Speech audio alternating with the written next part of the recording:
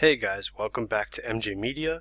In this video I'm going to show you how to give any object like this a cool looking shadow like that makes it look like it's floating.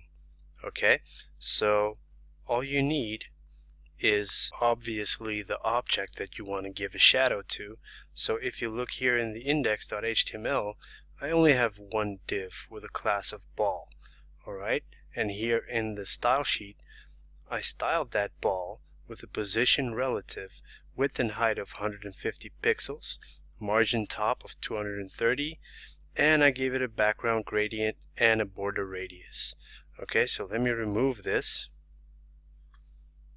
There's your object. Any object that you have, that you are currently working on, you can style that.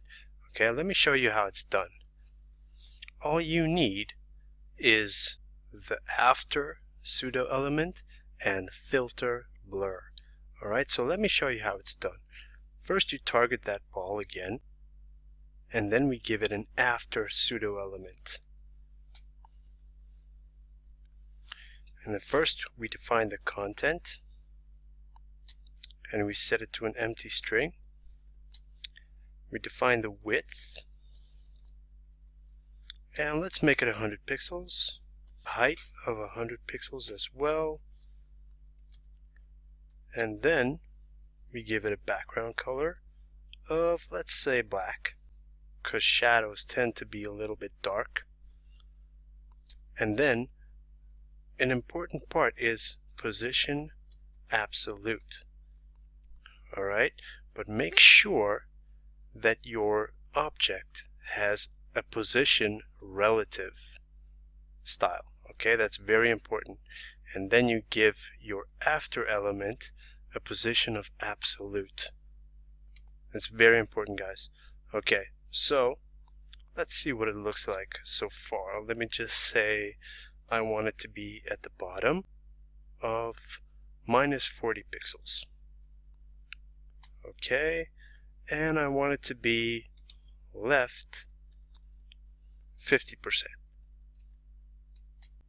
A transform, translate, X, and I want to say minus 50%. And then I want to give it a border radius of 50% as well. Okay, let's make the height actually 20 pixels. So let's see. You see that? Kind of looks like a shadow already. Now all we need to do is give it a filter blur of, let's make it about 10 pixels.